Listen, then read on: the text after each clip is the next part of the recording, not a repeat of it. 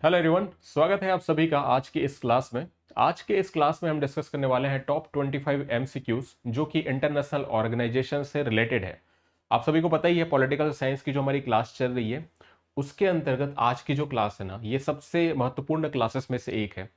हमने international politics के अंतर्गत काफ़ी सारे जो यूनिट्स हैं, चैप्टर्स हैं, वो सारी चीज़ें हमने डिस्कस की, जिसमें से एक महत्वपूर्ण हमने चैप्टर डिस्कस किया था इंटरनेशनल ऑर्गेनाइजेशन। इंटरनेशनल ऑर्गेनाइजेशन यानी कि अंतरराष्ट्रीय संगठन की बात करें, इसके अंतर्गत हमने यूनाइटेड नेशंस यानी कि संयुक्त राष्ट्र के बारे में पढ़ा। इसके अलावा हम वर्ल्ड बैंक के बारे में पढ़ चुके हैं, इंटरनेशनल मॉनेटरी फंड आईएमएफ के बारे में पढ़ चुके हैं, और इसी प्रकार से वर्ल्ड ट्रेड ऑर्गेनाइजेशन जिसे हम डब्ल्यूटीओ के नाम से भी जानते हैं, इसके बारे में भी अध्ययन कर चुके हैं। तो इंटरनेशनल ऑर्गेनाइजेशन के अंतर्गत ये प्रमुख संगठन आते हैं, यूनाइटेड नेशंस हो गया, इंटरनेशनल मॉनेटरी फंड हो गया, वर्ल्ड बैंक हो गया, या डब्ल्यूटीओ वर्ल्ड ट्रेड ऑर्गेनाइजेशन की बात करें। इनसे संबंधित टॉप 25 एमसीक्यू जो है वो आज की इस क्लास में हम लोग कवर करने वाले हैं। वीडियो को लास्ट तक पूरा देखिएगा अगर आप पॉलिटिकल साइंस की प्रिपरेशन कर रहे हैं या आपको इंटरनेशनल पॉलिटिक्स के क्वेश्चन सॉल्व करने में मजा आता है, तो आप इस वीडियो को लास्ट तक जरूर देखें। आपको इससे ज़्यादा जो लाभ है वो मिलने वाला है। ठीक है, तो आज की इस क्लास में 25 एमसीक्यू हम कवर करने वाले हैं। पॉलिटिकल साइंस स्कूल लेक्चरर का जो एग्जाम है 29 नवंबर को, उसको ध्यान में रखते हुए इस क्लास को, इस एमसीक्यू को तैयार किया गया है, इन प्रश्नों को तैयार किया गया है जो आपकी परीक्षा के लिए महत्वपूर्ण हो सकते हैं। ठीक है, तो स्कूल लेक्चरर का जो एग्जाम है, जो आपको पता ही है कि 29 नवंबर को होना है। अब आपको पता है कि सहायक शिक्षक का नोटिफिकेशन आ चुका है, शिक्षक का नोटिफिकेशन आ चुका है, बस बचा है तो केवल व्याख्याता का, लेक्चरर का, और वो भी अब जल्द कुछ दिनों में आने वाला है। ठीक है, तो अपनी तैयारी को, अगर आपने अभी तक तैयारी शुरू नहीं की है तो तैयारी जल्द से जल्द स्टार्ट कर दे, क्योंकि ज़्यादा समय बचेगा नहीं फिर, है ना। हमारी क्लासेस आपको पता है एप्लीकेशन में कब से चल रही है ना। तो काफ़ी सारी जो चीज़ें हमने कवर की है, काफ़ी सारी चीज़ें हमको कवर करनी है, और सिलेबस जब ऑफिशियल आ जाएगा तो उसके अकॉर्डिंग हम चीज़ों को और अपडेट करते हुए चलेंगे, ताकि जितने भी अभ्यर्थी साध्य पीएससी एकेडमी के माध्यम से पढ़ाई कर रहे हैं उनको ज़्यादा से ज़्यादा लाभ मिले और ज़्यादा से ज़्यादा सिलेक्शन हम दिला सके। हमारी यही कोशिश है। ठीक है, तो 25 एमसीक्यू हम कवर करने वाले हैं, और पहला जो प्रश्न है वो आपके सामने ये रहा। आपको मल्टीपल स्टेटमेंट वाले क्वेश्चन सॉल्व करने मिलेंगे एग्जाम में। अगर हम बात करें, जोड़ी मिलाओ वाले प्रश्न देखने को मिलेंगे, कथन कारण वाले प्रश्न देखने को मिलेंगे, या फैक्चुअल क्वेश्चन देखने को मिलेंगे। अलग अलग टाइप के प्रश्न देखने को मिलेंगे। सभी टाइप्स के जो क्वेश्चन है उनको शामिल करने की मैंने कोशिश की है। जिस प्रकार से एग्जामिनर परीक्षा में प्रश्न रखता है ना, उसी प्रकार से इन प्रश्नों को बनाने की कोशिश की है मैंने। तो ध्यान से वीडियो को देखेंगे, आपको सारी चीजें समझ में आएंगी, मैं समझाने की कोशिश करूंगा। और अगर वीडियो पसंद आता है तो ज्यादा से ज्यादा लाइक जरूर करेंगे एक बार, है ना, और शेयर कर देंगे वीडियो को उन दोस्तों के साथ जो प्रिपरेशन कर रहे हैं। तो चलिए क्वेश्चन हम डिस्कस करते हैं। पहला प्रश्न है, संयुक्त राष्ट्र सुरक्षा परिषद यूनाइटेड नेशन सिक्योरिटी काउंसिल के बारे में है। यूनाइटेड नेशन सिक्योरिटी काउंसिल में जो वीटो शक्ति और निर्णय लेने की जो प्रक्रिया है, इसके संबंध में निम्नलिखित कथन पर करना है विचार। और विचार करके क्या बताना है, आपको बताना है कि कौन से कथन क्या है सही है। तो टोटल 3 स्टेटमेंट दिए गए हैं। पहला जो स्टेटमेंट है वो ये कहता है कि सुरक्षा परिषद में यानी कि सिक्योरिटी काउंसिल में प्रक्रियात्मक प्रोसीजरल मामलों पर निर्णय लेने के लिए 9 सदस्यों के सकारात्मक मत की आवश्यकता होती है, जिसमें 5 स्थायी सदस्यों का जो वीटो है ये लागू क्या है, नहीं होता है। ठीक है, पहले एक एक करके स्टेटमेंट पढ़ लेते हैं, फिर मैं एक्सप्लेन करने की कोशिश करूंगा।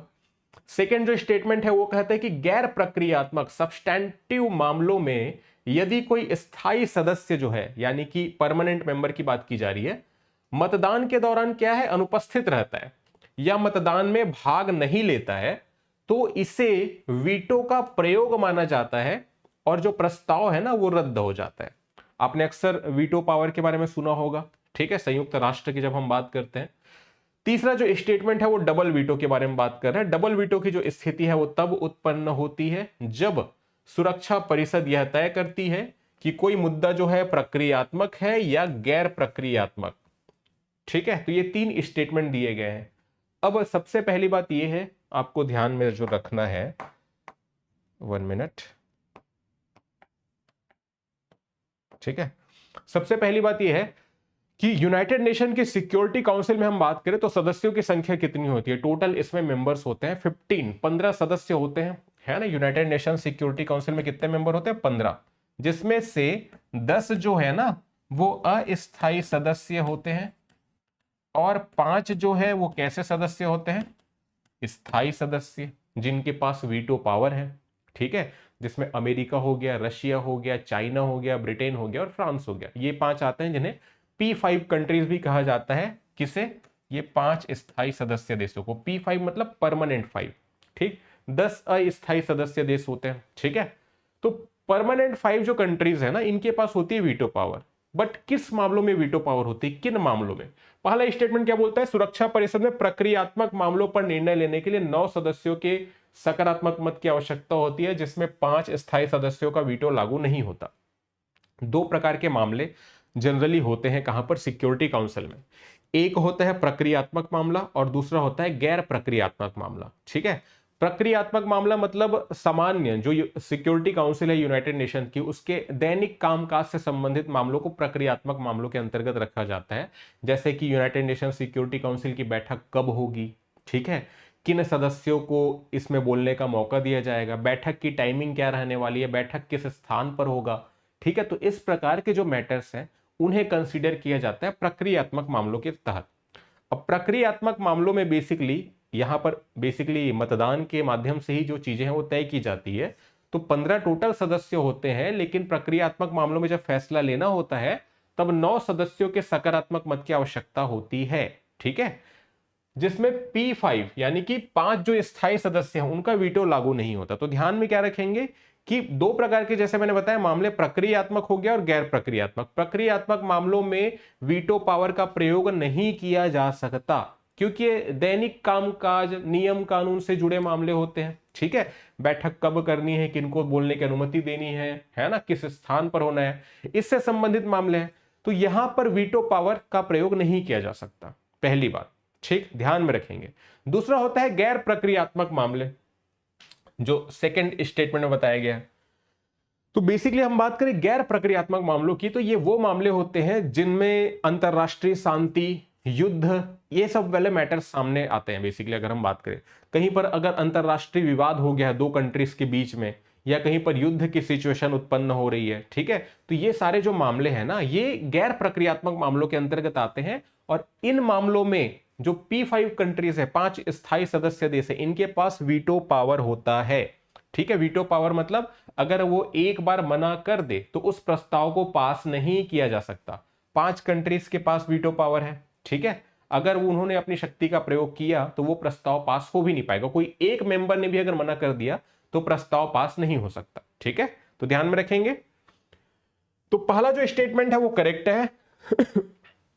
सेकेंड जो स्टेटमेंट है गैर प्रक्रियात्मक मामलों से संबंधित, तो इसमें यह बोला गया है कि भैया स्थायी सदस्य मतदान के दौरान अनुपस्थित रहता है तो इसे वीटो का प्रयोग माना जाता है और प्रस्ताव रद्द हो जाता है। तो सेकेंड स्टेटमेंट एक्चुअल में गलत है, क्योंकि आप ध्यान में रखेंगे कि अगर परमानेंट 5 अगर कंट्रीज की हम बात करें, चाहे अमेरिका हो गया, रशिया हो गया, ब्रिटेन है, फ्रांस है और चीन है, अगर ये मतदान के टाइम पर अनुपस्थित है तो उसे वीटो का प्रयोग नहीं माना जाता, ठीक है। वो तटस्थ रह रहे हैं, ना तो वो हां बोल रहे हैं ना तो वो ना बोल रहे हैं, ठीक है। तो इसे वीटो का प्रयोग नहीं माना जाता, ध्यान में रखेंगे। तो सेकेंड स्टेटमेंट गलत है। अब दूसरा जो स्टेटमेंट है गलत है ना। तीसरे स्टेटमेंट में हम लोग आ जाते हैं। तीसरा क्या बोल रहे हैं, डबल वीटो की स्थिति तब उत्पन्न होती है जब सुरक्षा परिषद यह तय करती है कि कोई मुद्दा प्रक्रियात्मक है या गैर प्रक्रियात्मक। कई बार कुछ ऐसे मामले भी आ जाते हैं जिनको लेकर के डाउट होता है कि यार ये प्रक्रियात्मक के अंतर्गत आएगा कि गैर प्रक्रियात्मक के अंतर्गत आएगा।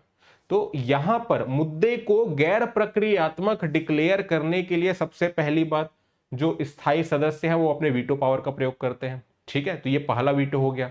मतलब जब इस बारे में विवाद है कि ये जो मुद्दा है, जो मामला है, वो प्रक्रियात्मक किस्म का है कि गैर प्रक्रियात्मक किस्म का, ठीक है, तब पहला वीटो का प्रयोग किया जाता है स्थायी सदस्यों के द्वारा मुद्दे को गैर प्रक्रियात्मक घोषित करने के लिए। और जब मुद्दा गैर प्रक्रियात्मक हो गया और जब बाद में चलकर कुछ विवाद की स्थिति होती है, कोई सदस्य देश जो है सहमत नहीं होता, तो फिर वो दूसरी बार वीटो का प्रयोग करता है और प्रस्ताव को पास होने से क्या कर देता है, मना कर देता है। तो 2 बार वीटो का प्रयोग किया गया, इसे ही कहा जाता है डबल वीटो, ठीक है। तो डबल वीटो के बारे में जो स्टेटमेंट है वो भी सही है। तो राइट आंसर हमारे पास क्या होगा, पहला सही है और तीसरा सही है। तो 1 और 3 हमको मिल जाएगा ऑप्शन नंबर बी में। तो हमारा करेक्ट आंसर होगा ऑप्शन बी। समझ में आई बात सारी चीजें आपको, ठीक है। ध्यान में रखेंगे, इसी प्रकार के प्रश्न एग्जाम में आ सकते हैं, तो अच्छे से पढ़ते हुए चलेंगे, बार बार चीजों को रिवाइज करेंगे, ठीक है।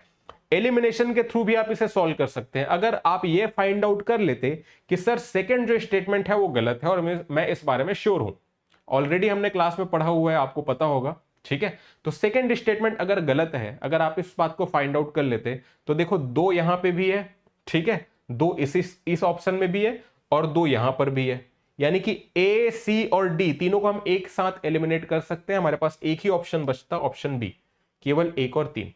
तो इस प्रकार से भी सॉल्व किया जा सकता है अगर आप श्योर हैं कि कोई ऑप्शन जो है वो गलत है तब, ठीक है, कोई स्टेटमेंट गलत है तब। चलिए, ये एक्सप्लेनेशन दिया हुआ है, जो पीडीएफ आपको मिलेगा हमारे व्हाट्सएप ग्रुप में, टेलीग्राम की बेसिकली चैनल पर, तो वहां पर आपको सारी चीजें देखने को मिल जाएगी, ठीक है। चलो अगला प्रश्न देखते हैं। संयुक्त राष्ट्र चार्टर के अध्याय 6 और अध्याय 7 के बीच मुख्य अंतर क्या है, यह पूछा जा रहा है। यूनाइटेड नेशन का चार्टर मतलब यूनाइटेड नेशन का कॉन्स्टिट्यूशन, यूनाइटेड नेशन का जो संविधान है उसे संयुक्त राष्ट्र का चार्टर कहा जाता है। यूनाइटेड नेशन के चार्टर में अगर हम लोग बात करें तो वहां पर आपको देखने को मिलेंगे 19 अध्याय, यानी कि 19 चैप्टर्स हो गए, और इसके अलावा 111 इसमें आपको देखने को मिलेंगे अनुच्छेद, आर्टिकल्स। एक प्रियम्बल भी है, प्रस्तावना भी है, जैसा भारत का संविधान है वैसे ही संयुक्त राष्ट्र का संविधान, जिसे संयुक्त राष्ट्र का चार्टर कहा जाता है। तो अध्याय 6 और अध्याय 7 के बीच मुख्य अंतर क्या है, तो यहां पर ध्यान में रखेंगे ऑप्शन क्या क्या मिले हैं आपको। अध्याय 6 मानवाधिकारों से संबंधित है, जबकि अध्याय 7 व्यापार से। ये तो गलत है, ऐसा बिल्कुल भी नहीं है। अध्याय 6 के तहत निर्णय बाध्यकारी होते हैं, जबकि अध्याय 7 के तहत सिफारिशी। भैया ये भी गलत बता दिया गया यहां पर। अध्याय 6 विवादों के शांतिपूर्ण समाधान की सिफारिश करता है, जबकि अध्याय 7 जो है सैन्य बल के प्रयोग की अनुमति देता है। तो क्लास में जो चीजें हमने पढ़ी थी, अगर आपको याद हो गया, आप रिकॉल कर पा रहे होंगे, तो राइट आंसर क्या है, ऑप्शन नंबर बी। अध्याय 6 जो है विवादों के शांतिपूर्ण समाधान की सिफारिश करता है, और अध्याय 7 जो है वो सैन्य बल के प्रयोग की क्या करता है, अनुमति देता है। तो इस बारे में है बेसिकली अध्याय 6 और अध्याय 7 की हम बात करें तो, ठीक है। तो ये भी ध्यान में रखते हुए चलेंगे। एक्सप्लेनेशन आप देख सकते हैं, एक्सप्लेनेशन आप पीडीएफ में देख लेना, मैं यहां पर प्रश्न के माध्यम से ही सारी चीजों को समझाने की कोशिश कर रहा हूं, ठीक है। तो चलिए 1 मिनट, तो इसे ध्यान में रखते हुए चलेंगे सभी। अगला जो प्रश्न है, तीसरा प्रश्न किस बारे में है, यूनाइटिंग फॉर पीस रिजोल्यूशन या प्रस्ताव 377A, इसके संदर्भ में आपको सही कथन बताना है। देखो ये मोस्ट इंपॉर्टेंट प्रश्न आप बोल सकते हैं इसे, यूनाइटिंग फॉर पीस रिजोल्यूशन। यहां से कई बार यूजीसी नेट सेट एग्जाम में प्रश्न जो है पूछे गए, तो इसको आप स्किप मत करना, मैंने क्लास में भी ऑलरेडी ये बताया हुआ है। प्रस्ताव 377A के नाम से भी प्रश्न आ सकता है, और इसी को कहा जाता है यूनाइटिंग फॉर पीस रिजोल्यूशन, ठीक है। तो सबसे पहला स्टेटमेंट है कि इसे 1950 में कोरियाई संकट के दौरान अपनाया गया था। 3 नवंबर 1950 को बेसिकली इस प्रस्ताव को प्रस्तुत किया गया यूनाइटेड नेशन जनरल असेंबली में, ठीक है। तो ये ध्यान में रखेंगे, प्रस्तुत किया गया, पास किया गया, तो ये सारी चीजें आपको ध्यान में रखनी है। इसे 1950 में कोरियाई संकट के दौरान अपनाया गया, बिल्कुल करेक्ट है। डेट की बात करें तो 3 नवंबर 1950 की बात हो रही है, ठीक है। सेकंड क्या है, यह प्रस्ताव महासभा को अंतरराष्ट्रीय शांति और सुरक्षा के मामलों में सिफारिशें करने का अधिकार देता है, जब सुरक्षा परिषद स्थायी सदस्यों के वीटो के कारण निष्क्रिय हो जाए, ठीक है। और तीसरा जो स्टेटमेंट है, इस प्रस्ताव के तहत बुलाई गई आपातकालीन बैठकों के निर्णय कानूनी रूप से सभी सदस्य देशों पर क्या होते हैं, बाध्यकारी होते हैं, ठीक। तो चलिए इस प्रश्न का जो राइट आंसर है वो क्या होगा। पहली बात तो पहले स्टेटमेंट के बारे में मैंने आपको बता दिया कि भैया 1950 में कोरियाई संकट के दौरान अपनाया गया था। सर ये है क्या, यूनाइटिंग फॉर पीस रिजोल्यूशन। देखो दुनिया में अगर युद्ध की स्थिति बन रही है, और यूनाइटेड नेशन सिक्योरिटी काउंसिल का मेन काम यही है कि अंतरराष्ट्रीय शांति स्थापित करना है, विवाद है उसको सुलझाने की कोशिश करना है, युद्ध वगैरह है तो उसका समाधान करना है। यूनाइटेड नेशन सिक्योरिटी काउंसिल अगर अपने कार्यों में सफल नहीं हो पाए, कि अगर किसी सदस्य देश के द्वारा वीटो का प्रयोग किया गया, तब फिर संयुक्त राष्ट्र क्या करेगा, क्योंकि संयुक्त राष्ट्र तो फिर ऐसे में असफल हो जाएगा। ये तो लीग ऑफ नेशंस की असफलता से संबंधित मामला हो जाएगा, संयुक्त राष्ट्र भी उसी पथ पर आगे चले जाएगा, तो फिर कैसे चलेगा फिर, है ना।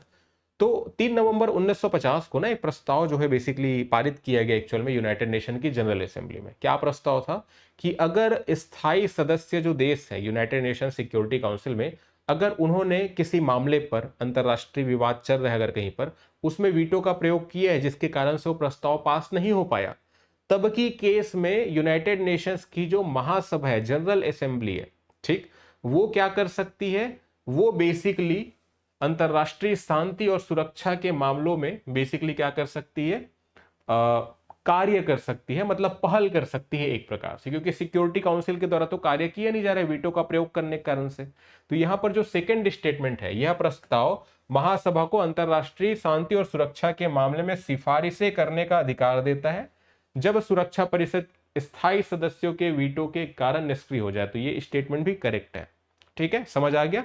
और तीसरा स्टेटमेंट क्या बोल रहा है कि इस प्रस्ताव के तहत बुलाई गई आपातकालीन बैठकों के निर्णय कानूनी रूप से सभी सदस्य देशों पर बाध्यकारी होते हैं। ये बाध्यकारी बस नहीं होते, इसको ध्यान में रखेंगे। तीसरा जो है वो गलत है, तो 3 यहां पे भी है, यहां पे भी है, यहां पे भी है, तो तीसरा जो स्टेटमेंट है गलत है। करेक्ट आंसर आपको मिलेगा ऑप्शन ए, 1 और 2 यही सही है, ठीक है। क्लियर है सभी को? ध्यान में रखते हुए चलेंगे। एलिमिनेट करके भी आप सॉल्व कर सकते हैं, या आपके पास अगर कंप्लीट इंफॉर्मेशन है तब तो सबसे आसान है, नहीं है कंप्लीट इंफॉर्मेशन तब भी एलिमिनेशन मेथड के थ्रू आपको क्वेश्चन को सॉल्व करते हुए चलना है, ठीक है। चलो, अगर सिक्योरिटी काउंसिल के निर्णय की बात होती तो वो बाध्यकारी होते, लेकिन यहां पर यूनाइटेड नेशन जनरल असेंबली की बात हो रही है ना, तो यहां पर निर्णय जो है कानूनी रूप से बाध्यकारी नहीं होते हैं। तो इस प्रश्न का राइट आंसर है ऑप्शन ए, जैसा हमने डिस्कस किया। चौथा प्रश्न डिस्कस करते हैं, अंतरराष्ट्रीय न्यायालय के बारे में प्रश्न है। संयुक्त राष्ट्र के बारे में आपको पता है ना, 6 प्रमुख अंग है, हमने डिस्कस किया था। संयुक्त राष्ट्र की महासभा, जो अगर हम कंपेयर करें तो सरकार के 3 अंग होते हैं, कार्यपालिका, विधायिका, न्यायपालिका। संयुक्त राष्ट्र की जो महासभा है उसको आप कंपेयर कर सकते हैं विधायिका से, ठीक है। इसके अलावा दूसरा जो अंग है संयुक्त राष्ट्र की जो सिक्योरिटी काउंसिल की हम बात करें, सुरक्षा परिषद, जो कार्यपालिका के समान है ना। और तीसरी है, अगर हम बात करें जो चौथा जो प्रश्न हम डिस्कस कर रहे हैं, इंटरनेशनल कोर्ट ऑफ जस्टिस की हम बात करें, अंतरराष्ट्रीय न्यायालय, तो ये न्यायपालिका के समान हो गई। इसके अलावा और कौन से अंग हैं? एक तो हो गया बेसिकली हम बात करें इकोनॉमिक एंड सोशल काउंसिल, इसके अलावा हम बात करें ट्रस्टीशिप काउंसिल हो गया, और एक है यूनाइटेड नेशंस का सचिवालय, सेक्रेटेरिएट, ठीक है। तो टोटल 6 ऑर्गन्स है यूनाइटेड नेशन के, है ना। तो अभी बात हो रही है अंतरराष्ट्रीय न्यायालय के बारे में। अंतरराष्ट्रीय न्यायालय की अधिकारिता के संबंध में आपको विचार करना है और सही विकल्प बताने हैं। एक तो पढ़ लेना पहले कि पूछ क्या रहा है, सही पूछ रहा है कि सही नहीं पूछ रहा है, तो ये भी कई बार डाउट करता है।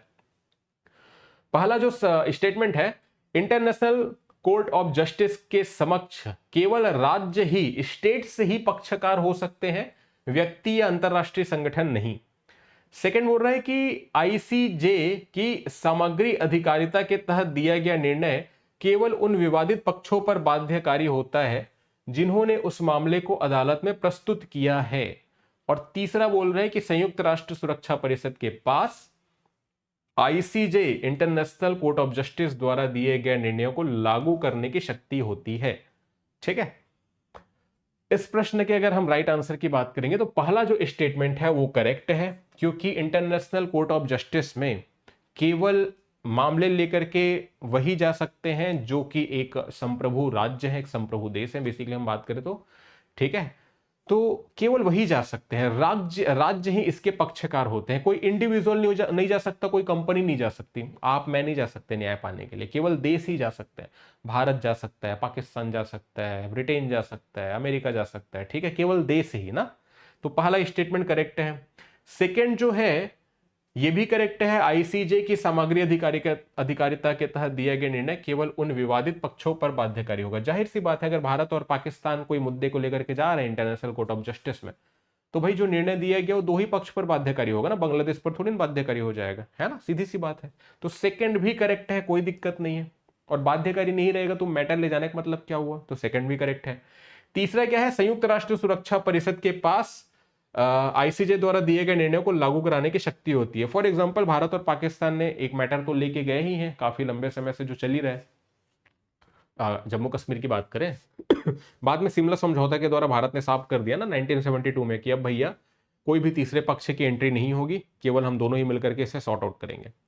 तो अगर संयुक्त राष्ट्र के द्वारा कोई निर्णय दिया गया, अब उसको पाकिस्तान ने मानने से मना कर दिया, तब फिर क्या किया जाए?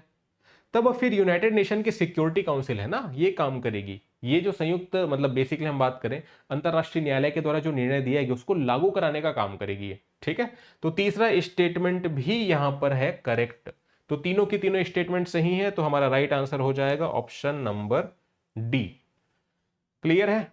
अब क्योंकि ये रिकॉर्डेड वीडियो है, एमसीक्यू हम कवर कर रहे हैं, आपके अगर कोई बेसिकली बात करते हैं किसी प्रकार का आपको अगर कोई सवाल है, कुछ समझ में नहीं आ रहा है, तो कमेंट बॉक्स आप सभी के लिए ओपन है, आप अपने कमेंट में अपने विचार जो है व्यक्त कर सकते हैं। क्लास अगर पसंद आ रही है तो भी आप कमेंट के माध्यम से बता सकते हैं, ठीक है। चलिए, तो चौथा प्रश्न का राइट आंसर रहा ऑप्शन डी। एक्सप्लेनेशन आप सभी पीडीएफ में आराम से पढ़ लेना, वही चीजें लिखी हुई जो मैं यहां पर आपको एक्सप्लेन कर रहा हूं, ठीक है। पांचवा प्रश्न है, संयुक्त राष्ट्र महासभा यूनाइटेड नेशन जनरल असेंबली के संबंध में विचार करना है निम्नलिखित कथन पर और बताना क्या है, सही बताना है। 3 स्टेटमेंट है। महत्वपूर्ण प्रश्नों पर निर्णय लेने के लिए, जैसे शांति की बात करें, सुरक्षा की बात करें, नए सदस्यों का प्रवेश हो गया, बजट हो गया, ये कुछ महत्वपूर्ण फैसले हैं। अगर इन पर निर्णय लेना है तो उपस्थित और मतदान करने वाले सदस्यों के 2/3 है ना बहुमत की क्या होती है, आवश्यकता होती है। ये पहला स्टेटमेंट है यूनाइटेड नेशन जनरल असेंबली, ठीक है। तो उसकी बात की जा रही है, संयुक्त राष्ट्र महासभा की बात की जा रही है। सेकेंड स्टेटमेंट है महासभा का जो अध्यक्ष है ना, वो प्रतिवर्ष 1 वर्ष के कार्यकाल के लिए चुना जाता है, ठीक। और तीसरा प्रश्न है महासभा जो है सुरक्षा परिषद की सिफारिश के बिना किसी नए देश को संयुक्त राष्ट्र का सदस्य बना सकती है, यह बोला जा रहा है और सही बताना है, ठीक। आपके पास ज्यादा समय मैं नहीं दे रहा हूं एक्चुअल में। अगर आपको लग रहा है कि सर आप समय नहीं दे रहे हैं हमको आंसर देने के लिए, मन में सोचने के लिए, तो आप वीडियो को पॉज कर दीजिए, सबसे अच्छा विकल्प है आपके पास। क्योंकि मैं अगर समय दूंगा तो कोई मैटर नहीं करेगा ना, मतलब इसमें रिकॉर्डेड वीडियो है, तो आप वीडियो को पॉज कर सकते हैं, अपने आंसर सोच सकते हैं मन में, ठीक है। देखो, इस प्रश्न के आंसर की हम बात करें तो पहला जो स्टेटमेंट है, महत्वपूर्ण प्रश्नों पर निर्णय लेने के लिए उपस्थित और मतदान करने वाले सदस्यों के 2/3 बहुमत की आवश्यकता होती है, ये स्टेटमेंट करेक्ट है। जो महत्वपूर्ण प्रश्न पर निर्णय लेने हैं, जैसे किसी नए सदस्य को बेसिकली सदस्यता सौंपनी है ना, दर्जा देना है यूनाइटेड नेशंस का, ठीक है। कोई अगर हम बात करें बजट अगर पेश करना है, पारित करना है, इनकी अगर हम बात करें, शांति और सुरक्षा से संबंधित कोई निर्णय लेने हैं, इसकी बात करें, तो कुछ प्रमुख जो मामले हैं ना, उसको पास करने के लिए 2/3 बहुमत की आवश्यकता होती है, करेक्ट है। सेकंड है महासभा का जो अध्यक्ष है प्रतिवर्ष 1 वर्ष के कार्यकाल के लिए चुना जाता है, ये भी करेक्ट है। एनालेना बारबेक, यही नाम है अभी करंट टाइम पर अगर हम बात करें, संयुक्त राष्ट्र महासभा के जो अध्यक्ष हैं एनालेना बारबेक, तो ये भी करंट टाइम पर है और 1 वर्ष का कार्यकाल होता है इनका, ये ध्यान में रखेंगे, ठीक। ये भी करेक्ट है। तीसरा क्या है, महासभा जो है सुरक्षा परिषद की सिफारिश के बिना किसी नए देश को संयुक्त राष्ट्र का सदस्य बना सकती है। भैया ये स्टेटमेंट गलत है। किसी भी नए कंट्री को अगर दर्जा देना है, यूनाइटेड नेशंस की सदस्यता देनी है, तो सबसे जरूरी है कि भैया पहले संयुक्त राष्ट्र की जो सुरक्षा परिषद है वो ऐसी सिफारिश करे। तो सबसे पहले किसी देश को दर्जा देना होता है ना, सदस्यता देनी होती है, तब क्या होता है, संयुक्त राष्ट्र की सुरक्षा परिषद के द्वारा बेसिकली प्रस्ताव पास किया जाता है, ठीक। तब जाकर के यूनाइटेड नेशंस की जो जनरल असेंबली है, महासभा है, वो प्रस्ताव पास करके नए देश को सदस्यता सौंप सकती है। यहां पर बोला गया है कि किसी नए देश को संयुक्त राष्ट्र का सदस्य बना सकती है सुरक्षा परिषद की सिफारिश के बिना, तो ये गलत है। तो तीसरा गलत है। अब फिर से एलिमिनेट कर सकते हैं, अगर तीसरा आपको एकदम श्योर शॉट है कि सर ये तो गलत ही है, तो एलिमिनेट हो जाएगा हमारे पास जो ऑप्शन है उसके अकॉर्डिंग। तो राइट आंसर क्या होगा, ऑप्शन नंबर ए। केवल 1 और 2 ही सही हैं, ठीक है। तो 5वें प्रश्न का राइट आंसर होगा option A. Clear? I hope आपको सारी चीजें समझ आ रही होगी, आपको वीडियो देखने में अच्छा लग रहा होगा। अगर आपको अच्छा लग रहा है, प्रश्न अच्छे लग रहे हैं, लेवल अगर आपको अच्छा लग रहा है, तो लाइक जरूर कर देंगे वीडियो को, क्योंकि प्रश्न को बनाने में मेरे भाई बहुत टाइम लगता है, बहुत मेहनत लगती है, और उसी प्रकार से बनाने की कोशिश की है मैंने जैसा लेक्चरर का एग्जाम में आने की संभावना है। चलो 6वां प्रश्न देखते हैं। संयुक्त राष्ट्र आर्थिक एवं सामाजिक परिषद, इकोनॉमिक एंड सोशल काउंसिल, जिसे शॉर्ट में कहा जाता है इकोसॉक, इसके संदर्भ में आपको बताना है निम्नलिखित में से कौन सा कथन क्या है असत्य, ध्यान रखना है, सत्य नहीं पूछा है, असत्य बताना है, गलत कौन सा है ये बताना है। पहला क्या बोल रहे हैं, इसमें 54 सदस्य होते हैं जो महासभा द्वारा 3 वर्षों के लिए चुने जाते हैं। तो मैं एक्सप्लेन करता हूं साथ साथ। इकोसॉक की बात करें तो 54 सदस्य होते हैं, करेक्ट है। 3 वर्षों के लिए चुने जाते हैं, ये भी करेक्ट है। तो पहला स्टेटमेंट क्या है, करेक्ट है, लेकिन हमारा राइट आंसर नहीं है ये, क्योंकि हमको बताना है असत्य। तो गलत कौन सा ये बताना है। सेकंड बोल रहे हैं कि प्रत्येक वर्ष इकोसॉक के 1/3 सदस्य जो है वो सेवानिवृत्त होते हैं। ठीक है, तो ये भी बेसिकली क्या है, करेक्ट है, कोई दिक्कत नहीं है यहां पर। तीसरा, अगर हम बात करें इकोसॉक का जो निर्णय है वो हमेशा 2/3 बहुमत से लिया जाता है, बस यहीं पर गलती करना है। ठीक है, गलती करना है बोलने का मतलब गलती नहीं करना है, यहां पर गलती नहीं करना है। 2/3 बहुमत से निर्णय नहीं लिया जाता है मेरे भैया, साधारण बहुमत से निर्णय लिया जाता है। ठीक है, यानी कि जितने लोग उपस्थित हैं, जितने लोग मतदान कर रहे हैं, उनका बहुमत, आधे से अधिक, 2/3 की रिक्वायरमेंट नहीं है। तो असत्य कौन सा है, ये असत्य है। तो ये हमारा राइट आंसर है ना, क्योंकि हमको असत्य बताना है। ठीक है, और एक डी क्या है, यह यूएन की विशिष्ट एजेंसियों के कार्यों का समन्वय करता है। ये तो करेक्ट है, हमको पता है इकोसॉक के अंतर्गत कई सारी एजेंसीज आती है। ठीक है, बेसिकली अगर हम लोग बात करें तो इंटरनेशनल लेबर ऑर्गेनाइजेशन की बात करें, काफी सारी एजेंसीज आपको इसके अंतर्गत देखने को मिलेगी। ठीक है, चलिए, तो राइट आंसर क्या है, ऑप्शन नंबर सी, ये हमारा है राइट आंसर। ठीक, सातवां प्रश्न है, संयुक्त राष्ट्र के निम्नलिखित अंगों में से किसका परिचालन 1994 में पलाऊ की स्वतंत्रता के बाद निलंबित, सस्पेंड कर दिया गया था। मतलब 6 अंग है संयुक्त राष्ट्र के, कौन से अंग का जो कार्य है वो सस्पेंड कर दिया गया, वो भी कब बात की जा रही है, 1994 में पलाऊ की स्वतंत्रता के बाद। देखो, ट्रस्टीशिप काउंसिल जो है इसको बनाया गया था बेसिकली सेकेंड वर्ल्ड वॉर के बाद। हम लोग देख रहे हैं कि संयुक्त राष्ट्र का निर्माण हुआ, उस मतलब वर्ल्ड वॉर के समय काल में निर्माण की प्रक्रिया शुरू हो गई थी। और इसके अंतर्गत बेसिकली आपको पता है कि मतलब काफी ज्यादा विश्व युद्ध जब हुआ, मतलब सेकेंड विश्व युद्ध जब हुआ, तो काफी ज्यादा इससे तबाही हुई। काफी सारे जो क्षेत्र हैं वो ऐसे क्षेत्र थे विश्व में जहां पर उनकी अपनी कोई सरकार थी नहीं। तो ऐसे जो रीजन्स हैं, ऐसे जो क्षेत्र हैं, उनको कंट्रोल करने के लिए, वहां गवर्न करने के लिए, उनको गवर्न करने के लिए बेसिकली ट्रस्टीशिप काउंसिल की स्थापना की गई थी। संयुक्त राष्ट्र का जो प्रमुख अंग है, जिसका कामकाज क्या था कि ऐसे क्षेत्र जिनकी अपनी कोई स्वयं की सरकार नहीं है युद्ध के बाद की स्थिति में, उनको शासित कर सके। ठीक है, कब तक, जब तक कि वो स्वतंत्रता प्राप्त नहीं कर लेते। ठीक, तो ट्रस्टीशिप काउंसिल जो है इसका मेन काम यही था। 1994 में पलाऊ की स्वतंत्रता के बाद ट्रस्टीशिप काउंसिल, अब कोई ऐसा रीजन बचा ही नहीं, तो उसका काम क्या रहेगा, तो उसका जो मतलब कार्य प्रणाली उसकी, उसको सस्पेंड कर दिया गया, निलंबित कर दिया गया। तो ये बात किसके बारे में हो रही है, न्यास परिषद, ट्रस्टीशिप काउंसिल के बारे में हो रही है। ठीक है, बाकी आर्थिक सामाजिक परिषद, अंतरराष्ट्रीय न्यायालय, संयुक्त राष्ट्र सचिवालय है ना, महासभा की बात करें, सुरक्षा परिषद की बात करें, सब अपने अपने कार्य कर रहे हैं। क्लियर, तो राइट आंसर क्या है, न्यास परिषद, यानी कि ट्रस्टीशिप काउंसिल। चलिए अगले प्रश्न पर चले। आठवां प्रश्न है, संयुक्त राष्ट्र की विशिष्ट एजेंसियों के बारे में आपको अलग अलग जो पेयर्स दिए हैं उन पर विचार करना है और बताना है कि कौन से युग्म सही सुमेलित हैं। ठीक, तो ये जितने भी एजेंसीज दिए गए हैं, अंतरराष्ट्रीय श्रम संगठन, अंतरराष्ट्रीय नागरिक उड्डयन संगठन है ना, संयुक्त राष्ट्र औद्योगिक विकास संगठन या अंतरराष्ट्रीय समुद्री संगठन, ये सब जो है इकोनॉमिक एंड सोशल काउंसिल के अंतर्गत आते हैं। तो एक तरफ संगठन के नाम है, दूसरी तरफ उसके हेडक्वार्टर्स के नाम है। आपको बताना है कि भैया गलत कौन सा है, उसको फाइंड आउट करना है और आपको बताना है सही कौन सा है। ठीक है, ध्यान में रखेंगे। अंतरराष्ट्रीय श्रम संगठन, इंटरनेशनल लेबर ऑर्गेनाइजेशन का जो मुख्यालय है जिनेवा में है। जिनेवा कहां, स्विट्जरलैंड में, करेक्ट है। अंतरराष्ट्रीय नागरिक उड्डयन संगठन, इंटरनेशनल सिविल एविएशन ऑर्गेनाइजेशन, इसका जो मुख्यालय है मॉन्ट्रियल में, यह भी करेक्ट है। संयुक्त राष्ट्र औद्योगिक विकास संगठन, वियना, वियना आपको ऑस्ट्रिया में देखने को मिलेगा, यह भी करेक्ट है, कोई दिक्कत नहीं है। अंतरराष्ट्रीय समुद्री संगठन, इसका जो ऑर्गेनाइजेशन है ये न्यूयॉर्क में नहीं है, इसको ध्यान में रखेंगे। इसका जो हेडक्वार्टर है वो आपको देखने को मिलेगा लंदन में, यूनाइटेड किंगडम। ठीक है, तो चौथा जो है वो गलत है, बाकी 3 सही है। ठीक, 4 यहां भी है, 4 यहां भी है, 4 यहां भी है, तो 4 कहां नहीं है?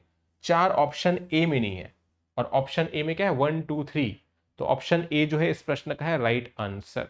ठीक है, कई बार ऐसे प्रश्न पूछे जाते हैं, तो आपको इन प्रश्नों के माध्यम से समझ आ रहा होगा कि किस प्रकार के प्रश्न बनाए जा सकते हैं, पूछे जा सकते हैं। चलो, तो 8वां प्रश्न।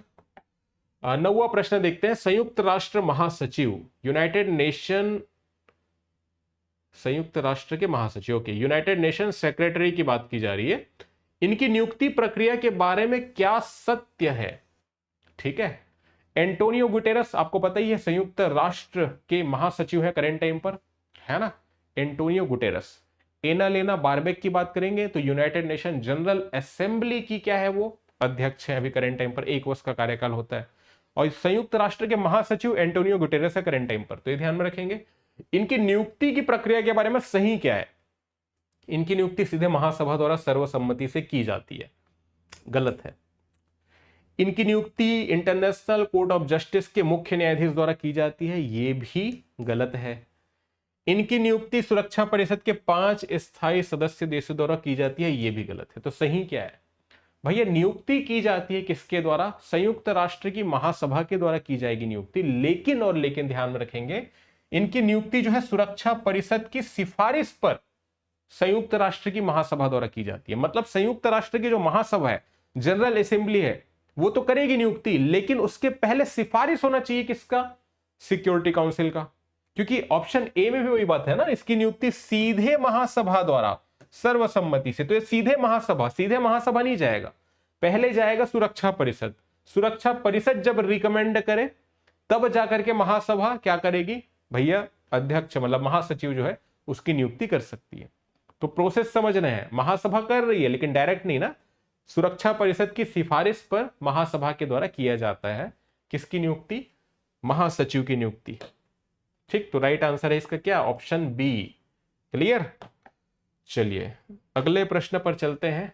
10वां प्रश्न है विश्व बैंक समूह के बारे में। 5 अलग अलग संस्थाएं हैं, आपको पता होगी, वर्ल्ड बैंक के बारे में हमने पढ़ा हुआ है क्लासेस में। तो 5 अलग अलग बैंक्स आते हैं वर्ल्ड बैंक ग्रुप के अंतर्गत। ठीक है, और वर्ल्ड बैंक की बात करेंगे तो 2 बैंक आते हैं, एक हो गया IBRD और एक हो गया IDA। ठीक, तो अगर हम बात कर रहे हैं विश्व बैंक समूह के बारे में, तो 5 संस्थाओं के संदर्भ में निम्नलिखित का मिलान करना है, बट यहां पर तो 4 संस्थाएं दी गई है। आपको क्या बताना है कि ये एक तरफ बैंकों के नाम दिए गए हैं और दूसरी तरफ उनके कार्य के बारे में बताया गया। सबसे पहले है IBRD, international bank for reconstruction and development, ये है IBRD का फुल फॉर्म। ठीक, तो यहां पर एक तरफ तो सारी चीजें दी गई हैं, यहां पर मैं आपको डायरेक्ट एक्सप्लेन करता हूं। सेकंड यहां पर दिया गया है IDA, ठीक है, तीसरा है IFC और चौथा है मीगा, मल्टीलेटरल इन्वेस्टमेंट गारंटी एजेंसी, जो मीगा का फुल फॉर्म है। ठीक है, और IFC की बात करेंगे तो इंटरनेशनल फाइनेंस कॉरपोरेशन की बात की जा रही है, IDA की बात करेंगे तो इंटरनेशनल डेवलपमेंट एसोसिएशन की बात की जा रही है। तो IBRD के अंतर्गत एक्चुअल में क्या आएगा? IBRD क्या करता है, मेन काम क्या है? मध्यम आय वाले जो विकासशील जो देश है ना, उनको ऋण देने का जो कार्य है वो किसका है? IBRD का। ठीक है, IDA की अगर हम लोग बात करेंगे, इंटरनेशनल डेवलपमेंट एसोसिएशन की बात करेंगे, तो इसका जो मुख्य काम है वो है सबसे गरीब देशों को रियायती दर पर या बेसिकली मतलब बिना ब्याज के ऋण प्रदान करना, या ब्याज भी अगर रहेगा तो बहुत कम रहेगा, ना के बराबर रहता है। ठीक है, तो ये काम किसका है? IDA का है। ठीक, तो पहले का आ जाएगा B, सेकंड का आ जाएगा A। IFC की अगर हम लोग बात करेंगे तो निजी क्षेत्र में निवेश और विकास, बिल्कुल करेक्ट है, मतलब इंटरनेशनल फाइनेंस कॉरपोरेशन की बात करेंगे तो ये निजी जो इन्वेस्टर्स होते हैं, जैसे अंबानी हो गए, अडानी हो गए, वो अगर अपनी फैक्ट्री डालना चाह रहे हैं किसी अदर कंट्री में तो उनको लोन प्रोवाइड करते हैं। ठीक है, तो बेसिकली जो बड़े बड़े कॉर्पोरेट बॉडीज है ना, उनको लोन प्रोवाइड किया जाता है। तो निजी क्षेत्र, प्राइवेट सेक्टर में निवेश और विकास, करेक्ट है, कोई दिक्कत नहीं है। और चौथा मीगा जो है, गैर वाणिज्यिक राजनीतिक जोखिमों के खिलाफ गारंटी, ये भी करेक्ट है। मल्टीलेटरल इन्वेस्टमेंट गारंटी एजेंसी, ये मतलब क्लास में तो मैंने ऑलरेडी समझाया हुआ है, एक बार फिर से एक्सप्लेन कर देता हूं। मीगा की बात करेंगे तो फॉर एग्जांपल मान लो अंबानी जी जो है ना, वो वियतनाम में अपने कोई प्लांट डाल रहे हैं, फॉर एग्जांपल रिलायंस का एक प्लांट डाल रहे हैं। ठीक है, अब अगर वियतनाम में कोई सत्ता परिवर्तन हो गया, सैन्य शासन लग गया और कुछ हो गया, और उसके बाद उस कंपनी को अगर नुकसान होता है तो इसका जिम्मेदार कौन? तो बस मीगा वही काम करता है। जो प्राइवेट कंपनीज जो है ना, वो किसी दूसरे देश में इन्वेस्टमेंट करेगी, तो क्या गारंटी है कि कुछ इस प्रकार से सिचुएशन अगर हो गया तो उनको जो होने वाला जो नुकसान है उसकी भरपाई की जाए। ठीक है, तो यहां पर क्या है, मल्टीलेटरल इन्वेस्टमेंट गारंटी एजेंसी एक प्रकार से बीमा, इंश्योरेंस प्रोवाइड करने का काम कर रहा है गैर वाणिज्यिक राजनीतिक जोखिमों के खिलाफ गारंटी। अगर राजनीतिक दृष्टिकोण से सत्ता परिवर्तन हो गया और कुछ हो गया जिसके कारण कंपनी को अगर नुकसान उठाना पड़ रहा है तो उसकी भरपाई की जाती है मीगा के द्वारा। ठीक है, और यहां पर चार बेसिकली बैंकों के बारे में तो बता दिया गया है। आईबीआरडी और आईडीए दोनों को मिलाकर के ही कहा जाता है वर्ल्ड बैंक। वर्ल्ड बैंक में दो बैंक आते हैं, international bank for reconstruction and development और इंटरनेशनल डेवलपमेंट एसोसिएशन की बात की जा रही है। ये दोनों मिलकर के क्या कहलाते हैं, वर्ल्ड बैंक। लेकिन वर्ल्ड बैंक ग्रुप की बात करेंगे तो 5 बैंक्स आ जाते हैं। दो तो ये हो गए, तीसरा है आईएफसी, चौथा है मीगा और पांचवा है आईसीएसडी। बेसिकली अगर हम लोग बात करें international centre for settlement of investment dispute की बात करें। ठीक है, जैसे कि कोई अगर कंपनी आ गई, फॉर एग्जांपल फेसबुक जो है वो इंडिया में आ गई और किसी प्रकार का अगर विवाद हो गया फेसबुक कंपनी का इंडियन गवर्नमेंट के साथ में, तो वहां पर जो बेसिकली हम लोग बात करेंगे ना, international centre for settlement of क्या बोला जा रहा है, इन्वेस्टमेंट डिस्प्यूट, तो वहां पर वो जो संस्था है क्या करती है, मतलब विवादों को सुलझाने का काम करती है। अब आपको जो ध्यान में रखना है वो ये रखना है कि भारत जो है वर्ल्ड बैंक के अंतर्गत 5 बैंक आते हैं, वर्ल्ड बैंक ग्रुप के अंतर्गत, है ना, आईबीआरडी, आईडीए, आईएफसी, मीगा और बेसिकली मैंने बात की international centre for settlement of investment dispute, इसकी बात की जा रही है। ठीक है, तो इंडिया जो है इन 4 बैंक का क्या है, मतलब बोल सकते हैं हम लोग मेंबर है। ठीक है, ये ध्यान में रखेंगे, 4 ही का मेंबर है, 5वें का मेंबर नहीं है भारत। ठीक है, तो इसका जो राइट आंसर है वो क्या हो जाएगा, 1 का हो जाएगा बी, 2 का हो जाएगा ए। ये ऑप्शन हमको मिलता है ऑप्शन नंबर ए में, तो राइट आंसर होगा ऑप्शन नंबर ए। ठीक, क्लियर। चलो, तो आप लोग देख सकते हैं 11वां प्रश्न है, विश्व बैंक समूह की निम्नलिखित में से किस संस्था का भारत सदस्य नहीं है। अभी जो थोड़ी देर पहले मैंने आपको बताया ICSID, international centre for settlement of investment dispute, ये फुल फॉर्म याद रखने जरूरी है क्या सर? बहुत ज्यादा जरूरी है, आपको पूछा जाएगा एग्जाम में मीगा का फुल फॉर्म क्या है, मल्टीलेटरल इन्वेस्टमेंट गारंटी एजेंसी। काम क्या है इसका, समझ आ गया जो मैंने बताया। आईडीए की बात करेंगे, international development association, international finance corporation, international centre for settlement of investment dispute, तो सभी के फुल फॉर्म याद रखने हैं। भारत किसका मेंबर नहीं है, आईसीएसआईडी का मेंबर नहीं है भारत, बाकी 4 का मेंबर है भारत। ठीक है,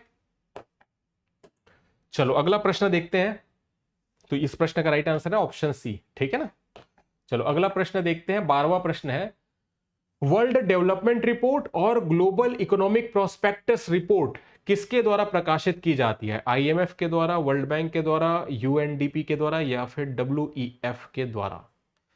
कई बार रिपोर्ट्स वाले क्वेश्चंस आते हैं जनरली, है ना, इसको ध्यान में रखते हुए चलना है।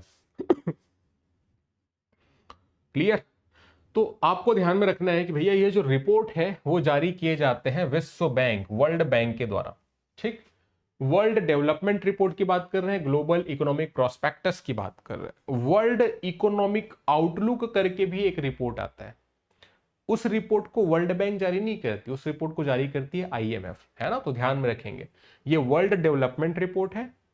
ग्लोबल इकोनॉमिक प्रोस्पेक्टस की बात करें, इसके अलावा ईज ऑफ डूइंग बिजनेस पहले जारी किया जाता था, अभी तो बंद कर दिया गया, अब तो बिजनेस रेडी आता है। ठीक है, ये भी किसकी रिपोर्ट है, वर्ल्ड बैंक की रिपोर्ट है। तो बी रेडी या बिजनेस रेडी, इस रिपोर्ट को भी वर्ल्ड बैंक के द्वारा जारी किया जाता है। हमने क्लास में पढ़ा हुआ है ना, आपके नोट्स में सारी चीजें लिखी होंगी। ठीक है, तो रिवाइज करते हुए चलेंगे सभी के सभी, इस प्रकार के प्रश्न पूछे जाएंगे एग्जाम में। तो राइट आंसर हो गया ऑप्शन बी। चलो 13वां प्रश्न है, आईबीआरडी के मतदान अधिकार के संबंध में निम्नलिखित में से कौन सा कथन सत्य है। ओके, करेक्ट बताना है, मतलब वर्ल्ड बैंक के कंटेक्स्ट में बताना है कि मतदान कैसे होता है। प्रत्येक सदस्य का एक वोट होता है, भैया ऐसा नहीं है। डेमोक्रेटिक वे में मतदान जो है वो वर्ल्ड बैंक में नहीं होता, वो आईएमएफ में नहीं होता। वो केवल और केवल WTO में होता है, एक सदस्य के पास एक वोट है वहां पर। लेकिन वर्ल्ड बैंक, IMF की बात करेंगे तो यहां पर डेमोक्रेटिक प्रणाली का प्रयोग नहीं किया जाता। यहां पर वोटिंग राइट्स की अगर हम लोग बात करेंगे तो मताधिकार जो है शेयर अंशदान पर आधारित है, ये बिल्कुल करेक्ट है। ठीक है, यहां पर शेयर होल्डिंग, जिस कंट्री की जितनी ज्यादा शेयर होल्डिंग रहेगी उसका उतना ज्यादा वोटिंग राइट्स रहेगा। और कम से कम किसी प्रस्ताव को पास होने के लिए, वर्ल्ड बैंक किसकी बात कर रहे हैं हम लोग, वर्ल्ड बैंक की बात कर रहे हैं ना, IBRD मतलब वर्ल्ड बैंक की बात कर रहे हैं। तो यहां पर कम से कम 85% समर्थन जो है जरूरी है, वोटिंग जरूरी है, तब जाकर प्रस्ताव पास हो सकता है। बट अमेरिका के पास अगर हम लोग बात करें तो अमेरिका के पास जो शेयर होल्डिंग है ना वो आई थिंक लगभग 15.5% के करीब है। अमेरिका की शेयर होल्डिंग की बात कर रहे हैं। अब बताओ मुझे 85% तो चाहिए, मतलब 84.5 ही हो पाएगा ना, जब अगर सभी कंट्रीज भी अगर मिलकर प्रस्ताव को पास करना चाहेंगे तब भी पॉसिबल नहीं है, क्योंकि अकेले अमेरिका के पास 15.5% के लगभग शेयर होल्डिंग है, उतना वोटिंग राइट्स है। तो यहां पर प्रस्ताव को पास नहीं किया जा सकता बिना अमेरिका की सहमति के, समर्थन के। ठीक है, तो यहां पर क्या होगा, मताधिकार जो है शेयर होल्डिंग पर आधारित है। ठीक, ध्यान में रखेंगे। वर्ल्ड बैंक में भी, IMF में भी, वहां पर भी 85% होना जरूरी है। ठीक है, चलो तो राइट आंसर हो गया ऑप्शन बी। ओके, अगला प्रश्न है 14th क्वेश्चन, कथन कारण वाले प्रश्न है, आपको बताना है। कथन बोल रहे कि भैया अंतरराष्ट्रीय विकास संघ को विश्व बैंक की सॉफ्ट लोन विंडो कहा जाता है, और इसके पीछे का जो कारण है वो ये है कि भैया आईडीए जो है ना, अत्यंत कम आय वाले विकासशील देशों को रियायती दरों पर लंबी अवधि के लिए ऋण और अनुदान जो है प्रदान करता है। तो इसके बारे में बताना है कि भैया कथन और कारण दोनों सही है, आर ए की सही व्याख्या करता है। कथन सही है पर ए व आर, अच्छा कथन कारण दोनों सही है पर आर ए की व्याख्या नहीं करता। ठीक है, तो ये ऑप्शन आप देख सकते हैं। इसका जो राइट आंसर है वो ये है कि इंटरनेशनल डेवलपमेंट एसोसिएशन जो है इसको बनाया ही इसीलिए गया है। देखो, IBRD की बात करेंगे, international bank for reconstruction and development, इसका मेन काम क्या है, मध्यम आय वाले जो देश हैं, विकासशील जो देश हैं, वहां पर अगर कुछ परियोजनाएं चल रही है तो उनको वित्त पोषित करना, वहां पर बेसिकली फाइनेंस प्रदान करना उनको। ठीक है, उनको लोन देना। तो जो कम आय वाले जो देश है, गरीब देश है, उनको लोन कौन देगा? देखो, अमीर को तो लोन की आवश्यकता चलो नहीं है, एक प्रकार से हम लोग बोल सकते हैं, हालांकि उनके लिए भी ऑप्शंस हैं, है ना। लेकिन जो कम आय वाले जो देश हैं, क्योंकि ये तो केवल मध्यम आय वाले देशों को लोन देता है ना IBRD, तो इसीलिए एक नया जो बेसिकली संघ बनाया गया, बैंक जो बनाया गया, इंटरनेशनल डेवलपमेंट एसोसिएशन, ये बेसिकली जो सबसे गरीब जो कंट्रीज होते हैं ना उनको लोन देने के लिए बनाया गया। ठीक है, तो इसी कारण इसे सॉफ्ट लोन विंडो कहा जाता है। क्यों सॉफ्ट लोन विंडो? क्योंकि इसमें ना जो ब्याज दर जो होती है ना मेरे भाई, वो बहुत कम होती है, ना के बराबर होती है, इस कारण से।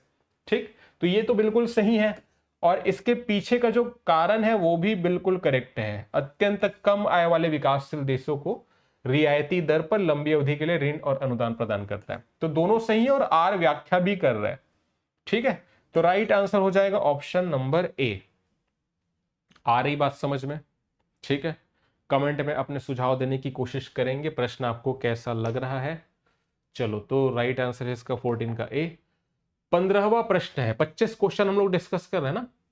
विश्व बैंक के ईज ऑफ डूइंग बिजनेस सूचकांक के संदर्भ में सही क्या है? जैसा मैंने आपको थोड़ी देर पहले बताया कि वर्ल्ड बैंक के द्वारा एक अदर और जो रिपोर्ट जो जारी की जाती है, ईज ऑफ डूइंग बिजनेस, काफी फेमस रिपोर्ट हुआ करती थी ये, लेकिन हुआ करती थी इसलिए क्योंकि अब इस रिपोर्ट को प्रकाशित नहीं किया जाता। 2018 में और 2020 में बेसिकली इसकी रिपोर्ट को लेकर के बेसिकली विवाद उत्पन्न हुआ।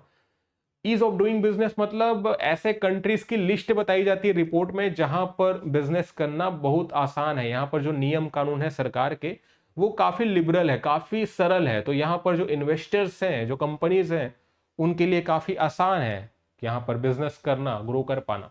तो इस कारण से एक रिपोर्ट जारी किया जाता है वर्ल्ड बैंक के द्वारा, ईज ऑफ डूइंग बिजनेस। 2018 में, 2020 में basically ease of doing business के द्वारा जारी किए गए रिपोर्ट को लेकर सवाल उत्पन्न हुए, जब रिपोर्ट में ये पाया गया कि भैया यहाँ पर छेड़खानी की गई है रैंकिंग से।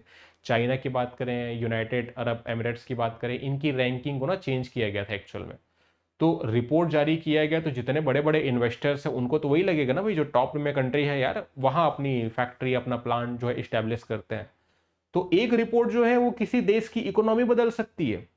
और जब ये रिपोर्ट में जब भ्रष्टाचारी देखने को मिल रही है, इसी कारण से बाद में क्या किया गया, ये जो रिपोर्ट है ना इसको बंद कर दिया गया और इसके स्थान पर 2021 में बेसिकली क्या किया गया, एक नया रिपोर्ट जारी किया जाता है, बी रेडी, बिजनेस रेडी जिसे कहा जाता है।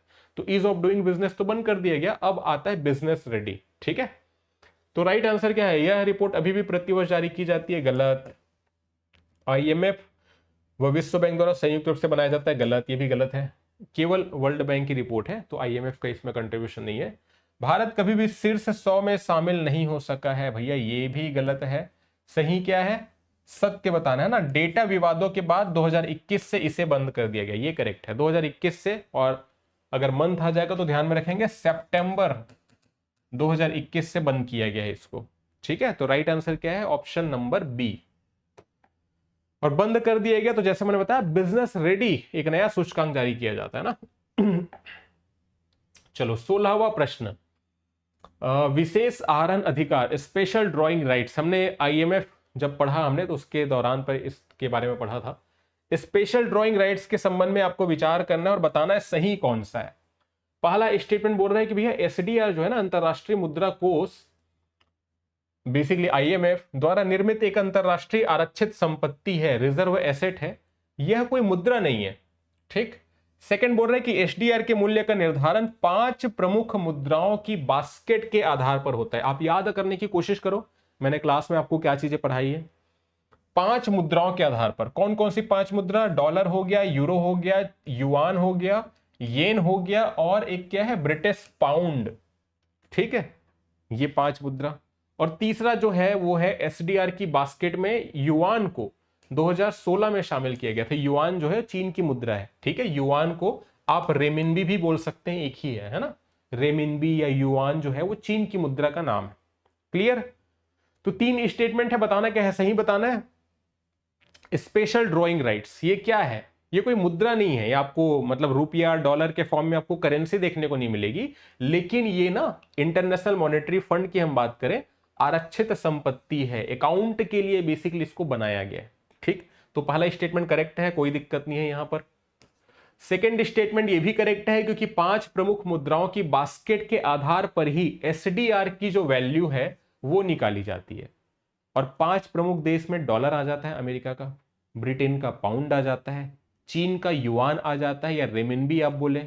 ठीक है, इसके अलावा हम बात करें यूरो आ जाता है और जापान का येन आ जाता है। ठीक, ये ध्यान में रखेंगे, 5 प्रमुख मुद्राओं के मतलब एवरेज पर निकाला जाता है। तो सेकंड भी करेक्ट है और तीसरा भी करेक्ट है मेरे भैया, चीनी युआन को 2016 में शामिल किया गया था, मैंने क्लास में आपको बताया भी है, आपके नोट्स में भी आपको देखने को मिल जाएगी सारी चीजें। क्लियर। तो तीनों की तीनों करेक्ट है, कहां पर है तीनों, ऑप्शन डी में है। तो राइट आंसर है हमारा ऑप्शन नंबर डी। क्लियर। चलिए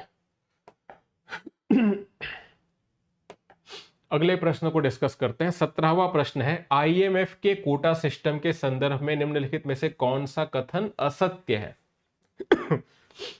कोटा जो है देश की सापेक्ष आर्थिक स्थिति पर आधारित होता है, आपको बताना क्या है, असत्य बताना है ना।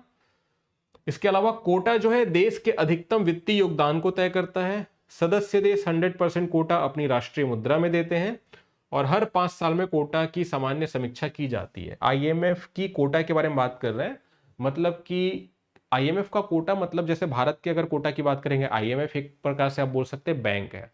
ऐसा बैंक है जब भुगतान संतुलन, बैलेंस ऑफ पेमेंट में क्राइसिस होकर हो जाएगा ना, तब ये जो आईएमएफ है वो लोन प्रोवाइड करेगा किसी कंट्री को लोन प्रोवाइड करता है, इंडिविजुअल्स को प्रोवाइड नहीं करता। ठीक है, तो यहां पर हर कंट्री का अपना अपना कोटा होता है। ठीक, कोटा मतलब जैसे किसी बैंक के निर्माण में या किसी बैंक के बेसिकली जितना भी अमाउंट है बैंक के पास, उसमें मैंने जितना हिस्सा बैंक को दिया है उस बेसिस पर बेसिकली कोटा जो है निकाला जाता है। ठीक है, जितना बेसिकली फंड प्रदान किया गया है भारत के द्वारा तो भारत का उतना कोटा रहेगा, पाकिस्तान के द्वारा फंड दिया गया तो उसका उतना कोटा रहेगा, जो जितना ज्यादा शेयर होल्डिंग जिसकी रहेगी उसका कोटा उतना ज्यादा रहेगा। ठीक, अब अगेन यहां पर भी अमेरिका के शेयर होल्डिंग सबसे ज्यादा है, तो यहां पर अमेरिका का कोटा भी सबसे ज्यादा है, तो वोटिंग राइट्स भी अमेरिका के पास ज्यादा है एक प्रकार से, क्योंकि मैंने बताया ना कि 85% जरूरी है किसी प्रस्ताव को पास होने के लिए, समर्थन जो है अमेरिका के पास 16.5% बेसिकली हम बात करें वोटिंग राइट से। तो बिना अमेरिका के समर्थन के प्रस्ताव ना वर्ल्ड बैंक में पास हो सकता है ना आईएमएफ में पास हो सकता है। बट यहां पर कोटा सिस्टम के बारे में असत्य बताना है। तो कोटा जो है देश की सापेक्ष आर्थिक स्थिति पर आधारित होता है, बिल्कुल करेक्ट है, कोई दिक्कत नहीं है। आर्थिक स्थिति देश की जितनी रहेगी उस हिसाब से कोटा को तय किया जाता है, क्योंकि उस हिसाब से देश उतना योगदान करेगा ना, जीडीपी जितना ग्रो करेगा उस हिसाब से वहां पर सारी चीजें तय होती है। और इसी कारण से देश की आर्थिक स्थिति पर आधारित होता है करके ही, क्योंकि आर्थिक स्थिति तो चेंज होते रहेगी ना, इसी कारण से हर 5 साल में कोटा की सामान्य समीक्षा की जाती है, रिव्यू किया जाता है, क्योंकि किसी देश की आर्थिक स्थिति हमेशा समान तो नहीं रहेगी, ठीक, या तो बढ़ेगी या घटेगी, इसी कारण रिव्यू किया जाता है। तो हर 5 साल में रिव्यू किया जाता है, तो ये भी क्या है, सही है। कोटा देश के अधिकतम वित्तीय योगदान को तय करते हैं, ये भी सही है, जितना कोटा रहेगा उतना वित्तीय योगदान रहेगा, ये भी करेक्ट है। तो हमको बताना क्या, असत्य बताना, तो असत्य बच जाएगा सदस्य देश 100% कोटा अपनी राष्ट्रीय मुद्रा में देते हैं, ये है गलत, और ये हमारा राइट आंसर है ना, हमको असत्य बताना है। राष्ट्रीय मुद्रा में देते हैं मतलब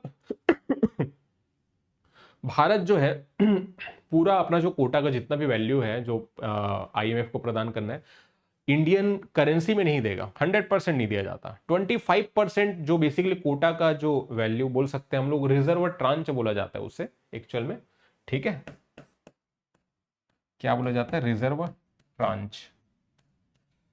रिजर्व ट्रांच मतलब 25% जो कोटा है वो बेसिकली प्रोवाइड किया जाएगा या तो एसडीआर के फॉर्म में, स्पेशल ड्रॉइंग राइट्स के फॉर्म में, या जो प्रमुख मुद्राएं हैं, कौन कौन सी प्रमुख मुद्राएं हैं, 5 प्रमुख मुद्राएं जो हमने डिस्कस की थी, डॉलर, यूरो, येन, उसकी बात हम लोग कर रहे हैं।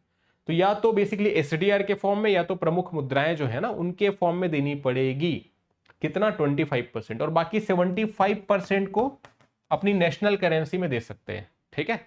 यहां पर बोला गया कि 100% कोटा अपनी राष्ट्रीय मुद्रा में देना, 100% नहीं देना है, 75% दे सकते हैं, 25% तो भैया एसडीआर के फॉर्म में दो। ये जो प्रमुख मुद्रा है, डॉलर हो गया, पाउंड हो गया, युआन हो गया, है ना, इसके अलावा येन की बात हम लोग करें, इसके अलावा कौन सा बचा, यूरो की बात करें, इसके फॉर्म में देना है। तो राइट आंसर है ऑप्शन नंबर सी। 18वां प्रश्न है, रिजर्व ट्रांच पोजीशन क्या दर्शाती है। अभी भी मैंने बताया आपको, रिजर्व ट्रांच पोजीशन क्या है, आईएमएफ कोटा का वह हिस्सा जिससे बिना शर्त तुरंत निकाला जा सकता है, बिल्कुल ऑप्शन बी करेक्ट है। 25% जो एसडीआर या प्रमुख मुद्राओं के फॉर्म में जो जमा किया गया वो रिजर्व ट्रांच होता है, ठीक है। और उस रिजर्व ट्रांच को जो देश है, अगर कभी भुगतान संतुलन, बैलेंस ऑफ पेमेंट क्राइसिस आ जाता है तो उस पैसे को बिना कोई शर्त के निकाल सकता है, तो उसे ही कहा जाता है रिजर्व ट्रांच, और इसे क्या किया जा सकता है, बिना शर्त तुरंत निकाला जा सकता है, ये करेक्ट आंसर है, ठीक। तो रिजर्व ट्रांच के बारे में ध्यान में रखेंगे, ऑलरेडी क्लास में हमने कवर की हुई है सारी चीजें, है ना, ये तीनों गलत है, क्लियर। चलिए अगले प्रश्न पर चलते हैं। अगला जो प्रश्न है वो है, ये तो एक्सप्लेनेशन हो गया, अगला प्रश्न है 19वां। आईएमएफ की विस्तारित कोष सुविधा, एक्सटेंडेड फंड फैसिलिटी और स्टैंड बाय व्यवस्था, स्टैंड बाय अरेंजमेंट में क्या अंतर है, ठीक है। यहां पर अगर मैं बताऊं आपको तो ऑप्शन क्या बोल रहा है, स्टैंड बाय अरेंजमेंट जो है दीर्घकालिक सुधारों हेतु है, और एक्सटेंडेड फंड फैसिलिटी जो है वो 6 महीने हेतु है, ये बोला जा रहा है। एसबीए जो है अल्पकालिक संकट हेतु है, और ईएएफ जो है वो दीर्घकालिक सुधार हेतु है। तो ये जो है ना इस क्वेश्चन का करेक्ट आंसर है, स्टैंड बाय अरेंजमेंट जो होता है वो अल्पकालिक संकट के लिए होता है, जब बेसिकली कोई अल्पकाल के लिए 1 साल से 2 साल के लिए अगर कोई संकट आ गया, तो फिर बेसिकली जिस इंस्ट्रूमेंट के थ्रू इस समस्या का निराकरण किया जाता है वो है स्टैंड बाय अरेंजमेंट, ठीक। तो अल्पकालिक संकट के लिए होता है, करेक्ट है। एक्सटेंडेड फंड फैसिलिटी जो है वो दीर्घकालिक सुधार के लिए होता है, ये भी करेक्ट है। तो राइट आंसर हमारे पास है ऑप्शन बी, 3, 4, 5 साल के लिए अगर कोई संकट है तब फिर बेसिकली हम बात करेंगे एक्सटेंडेड फंड फैसिलिटी आईएमएफ के अंतर्गत, जिसके बेसिस पर बेसिकली लोन प्रोवाइड किया जा रहा है। आईएमएफ क्या कर रही है, मतलब भुगतान संतुलन की स्थिति से निपटने के लिए लोन प्रोवाइड कर रही है। वर्ल्ड बैंक भी लोन प्रोवाइड करेगी, लेकिन ये विकासात्मक परियोजनाओं के लिए। अगर भारत में बांध बनाने हैं, नेशनल हाईवेज बनाने हैं, पैसे नहीं है सरकार के पास, लोन लेना है, तो वर्ल्ड बैंक है लोन देने के लिए। वैसे लोन देने के लिए केवल वर्ल्ड बैंक नहीं है, यहाँ पर इंडियन मार्केट से भी पैसे निकाले जाते हैं बेसिकली, और भी कई सारे यहाँ पर आपको एजेंसीज देखने को मिलेगी जो लोन प्रोवाइड करती है। लेकिन इंटरनेशनल लेवल पर अगर हम लोग बात करेंगे तो वर्ल्ड बैंक है लोन देने के लिए वहां पर। अगर भारत के पास इतने पैसे नहीं है कि भारत जो क्रूड ऑयल का जो इंपोर्ट कर रहा है, अब क्रूड ऑयल का इंपोर्ट किया गया तो हम पेमेंट कैसे करेंगे? हम इंडियन करेंसी में करेंगे तो सामने वाला कंट्री लेगा नहीं, वो बोलेगा डॉलर चाहिए, यूरो चाहिए, पाउंड चाहिए, और हम बोलेंगे हमारे पास इंडियन रुपीज है, वो बोलेगा हम तेल नहीं देंगे आपको, तो हमारा खेल बिगड़ जाएगा ना। तो यहां पर क्या करना है, भुगतान संतुलन। आपको भैया इंपोर्ट हम लोग कर रहे हैं, आयात कर रहे हैं, क्रूड ऑयल का आयात करें, इलेक्ट्रॉनिक्स आयात करें, किसी भी चीज का, तो वहां पर हमको पर्टिकुलरली मुद्रा में इसका बेसिकली भुगतान करना पड़ेगा, ठीक है। तो यहां पर बेसिकली आपको क्या देखने को मिलता है, अगर हमारे पास फॉर एग्जांपल सामने वाली कंट्री डिमांड करी डॉलर की, हमारे पास डॉलर है नहीं, तो दिक्कत हो जाएगा ना। तो यहां पर बेसिकली क्या किया जाता है, आईएमएफ के द्वारा बेसिकली फंडिंग प्रदान की जाती है। तो जब भुगतान संतुलन की स्थिति आती है तब फंड कौन देता है, आईएमएफ देता है, इंटरनेशनल मॉनेटरी फंड। जब क्राइसिस आता है तब, और विकास करना है, डैम बनाने हैं, सड़क बनाने हैं, कोई इंफ्रास्ट्रक्चर प्रोजेक्ट बिल्ड करना है, तो वहां पर वर्ल्ड बैंक है ना। तो जब आईएमएफ लोन प्रोवाइड करती है तो उसके भी अलग अलग इंस्ट्रूमेंट है, जैसा कि हम इस क्वेश्चन में देख रहे हैं। Stand by arrangement short term crisis के लिए, एक्सटेंडेड फंड फैसिलिटी, ऑलरेडी नाम में है एक्सटेंडेड, तो लॉन्ग टर्म के लिए, तो राइट आंसर है ऑप्शन बी। क्लियर? चलो अगले प्रश्न पर चले। 20वां प्रश्न है, आईएमएफ में किसी भी बड़े संरचनात्मक या नीतिगत बदलाव जैसे कोटा सुधार या यूएन चार्टर संशोधन को पारित करने के लिए कितने प्रतिशत मताधिकार के बहुमत की आवश्यकता होती है? ये ऑलरेडी मैंने बताया हुआ है कि 85% वोटिंग की रिक्वायरमेंट होती है। तो राइट आंसर है हमारे पास option number D, 85% voting. World Bank की बात करेंगे, आईएमएफ की बात करेंगे, दोनों में 85% मत जो है वो जरूरी है, ठीक है, तो ध्यान में रखेंगे। अगला इसका राइट आंसर ऑप्शन डी। चलो अगले प्रश्न पर चलते हैं। 21वां प्रश्न है, बताना क्या है आपको, निम्नलिखित में से कौन सी रिपोर्ट अंतरराष्ट्रीय मुद्रा कोष के द्वारा जारी की जाती है? विश्व आर्थिक परिदृश्य, वर्ल्ड इकोनॉमिक आउटलुक, अभी मैंने बताया ही था ये इस बारे में, तो ठीक है। वैश्विक वित्तीय स्थिरता report, global financial stability report, बिल्कुल करेक्ट है, ये भी जारी किया जाता है आईएमएफ के द्वारा। और वित्तीय निगरानी, फिस्कल मॉनिटर, ये भी जारी किया जाता है। तीनों के तीनों रिपोर्ट आईएमएफ के द्वारा जारी किए जाते हैं। कौन से रिपोर्ट कौन जारी करता है, बहुत इंपॉर्टेंट है ना, ध्यान में रखना है। राइट आंसर है ऑप्शन डी। बहुत प्रश्न आते हैं रिपोर्ट पर, तो ये ध्यान में रखते हुए चलेंगे सारी चीजें, ठीक है। चलो 22वां जो प्रश्न है वर्ल्ड ट्रेड ऑर्गेनाइजेशन से रिलेटेड है। वर्ल्ड ट्रेड ऑर्गेनाइजेशन, विश्व व्यापार संगठन, और इसके पहले जो संगठन हुआ करता था GATT, general agreement on tariff and trade, पहले एक समझौता हुआ करता था, बाद में 1995 में डब्ल्यूटीओ बनेगा ना। तो डब्ल्यूटीओ और गैट के बीच के अंतर को आपको बताना है, ठीक है, सही बताना है। 3 स्टेटमेंट है। पहला स्टेटमेंट क्या बोल रहा है, GATT, general agreement on tariff and trade, केवल वस्तुओं के व्यापार को विनियमित करता था, केवल सामान, जैसे एक पेन एक सामान है, बोर्ड एक सामान है, कैमरा एक सामान है, लैपटॉप एक सामान, ठीक है, तो केवल सामान की बात कर रहे हैं। जबकि डब्ल्यूटीओ सामान, वस्तु भी आ गया, सेवा भी आ गई, जैसे मैं भी पढ़ा रहा हूं ना, तो ये सेवा हो गई, डॉक्टर के पास आप जाते हैं ना इलाज के लिए, तो सेवा हो गया, ठीक है। तो डब्ल्यूटीओ वस्तु, सेवा, ठीक है, और बौद्धिक संपदा तीनों को कवर करता है, ठीक है, इंटेलेक्चुअल प्रॉपर्टी राइट्स उसको भी कवर कर रहा है। जैसे कि बौद्धिक संपदा, मेरे पास जो नॉलेज है वो तो मेरी बौद्धिक संपदा है ना, एक प्रकार से अगर देखा जाए तो, ठीक, उसको तो आप छीन नहीं सकते। और फॉर एग्जांपल मैंने दिमाग लगा के ऐसा कोई टेक्नोलॉजी मतलब बना लिया है, फॉर एग्जांपल अगर बात करें तो पानी से चलने वाली गाड़ी बना ली, फॉर एग्जांपल, है ना, मैंने बना लिया, अगर ऐसा कुछ कर लिया तो ये मेरा इनोवेशन हो गया, टेक्नोलॉजी हो गई, मेरी बौद्धिक संपदा हो गई, इसको मैंने पेटेंट करा लिया। अब ये टेक्नोलॉजी मेरे पास है, किसी और ने अगर इसको चोरी करके अगर कुछ किया तो मैं अपना दावा वहां पर ठोक सकता हूं, ठीक है, तो उसकी बात हो रही है। तो ये समझ गए पहला स्टेटमेंट। पहला स्टेटमेंट जो है वो बिल्कुल करेक्ट है, मैं यहीं पर एक्सप्लेन कर देता हूं।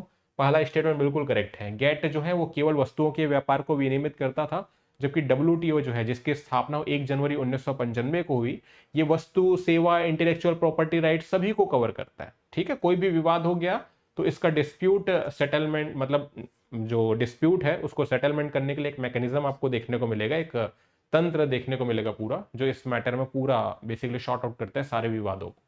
तो पहला करेक्ट है, गेट्ट के पास एक स्थायी विवाद निवारण प्रणाली थी जिसके निर्णय बाध्यकारी थे, जबकि डब्ल्यूटीओ में यह व्यवस्था केवल सिफारिशी है। ये एक्चुअल में पलट दिया गया है, ये गलत है ना सेकंड वाला। गेट्ट के पास कोई स्थायी विवाद निवारण प्रणाली नहीं थी, ये थी बोला है, नहीं थी, ठीक है, जबकि डब्ल्यूटीओ में यह व्यवस्था सिफारिश, नहीं गलत है। डब्ल्यूटीओ के पास है बेसिकली डिस्प्यूट सेटलमेंट मैकेनिज्म जो है ना, वो डब्ल्यूटीओ के पास है, गेट्ट के पास नहीं था, तभी तो जाकर के गेट्ट को बेसिकली भंग हुआ ना बाद में आगे चल करके। तो सेकंड गलत है। अब देखो सेकंड गलत है मेरे भैया, तो दो यहां पे भी है, दो यहां पे भी है, दो यहां पे भी है। राइट आंसर हमको मिल गया ऑप्शन नंबर बी। ठीक, अभी हमने नहीं देखा है तीसरा क्या है, बट वो आंसर जो है वो करेक्ट हो गया, ऑप्शन बी। तीसरा क्या बोल रहा है, डब्ल्यूटीओ की स्थापना 1995 में मराकस समझौते के तहत की गई थी। बिल्कुल करेक्ट है, 1 जनवरी 1995 को इसकी स्थापना हुई, मराकस में जो समझौता हुआ उसके तहत। इसके पहले उरुग्वे में लंबे एक दौर की बातचीत चली। तो ये सारी चीजें हमने डिटेल में समझा हुआ है अलग अलग क्रम से कि कैसे डब्ल्यूटीओ का विकास हुआ। ठीक, तो राइट आंसर है ऑप्शन नंबर बी। ओके, चलिए, तो ये एक्सप्लेनेशन आप पढ़ सकते हैं। डिस्प्यूट सेटलमेंट मैकेनिज्म जो है वो डब्ल्यूटीओ के पास है, न कि गेट के पास है, और ये वही सिस्टम है जो जिसके तहत जो है बेसिकली विवादों का निपटारा होता है। चलो 23वां प्रश्न देखते हैं, इसके बाद 2 प्रश्न और बचेंगे। डब्ल्यूटीओ के सर्वाधिक वरीयता प्राप्त राष्ट्र मोस्ट फेवर्ड नेशन सिद्धांत का क्या अर्थ है? मैंने आपको बताया था, आप याद करो, मोस्ट फेवर्ड नेशन क्या पढ़े हम लोग क्लास में। डब्ल्यूटीओ के तहत भैया अगर आप व्यापार कर रहे हैं तो सभी के साथ समान तरीके से व्यापार करेंगे, है ना। ऐसा नहीं है कि फॉर एग्जांपल एक टीवी जो है वो आ रहा है कोरिया से, वही सेम टीवी आ रहा है फॉर एग्जांपल चाइना से, अब इंडिया में आ रहा है वो टीवी, तो फिर भारत सरकार तो बैठी है भैया टैक्स लगाने के लिए। ऐसे कैसे सामान को आने देंगे भैया, पहले टैक्स लगाएंगे, ठीक है, तब जाके बिकने देंगे इंडिया में। तो इंडियन गवर्नमेंट जो है बोल रही है चाइना जो है उसके साथ हमारा जम नहीं रहा है, तो एक काम करते हैं, चाइना का जो टीवी आ रहा है उस पर हम क्या करते हैं 25% टैरिफ लगाते हैं, जबकि कोरिया से जो टीवी आ रहा है सेम टीवी है उस पर हम लोग टैरिफ लगा रहे हैं 10%। तो ये तो भेदभाव हो गया ना, कोरिया से टीवी आ रहा है तो 10% टैरिफ, चाइना से आ रहा है तो 25% टैरिफ। तो चाइना का जो टीवी है वो तो इंडिया में महंगा हो जाएगा ना मेरे भैया, तो फिर बिकेगा कैसे?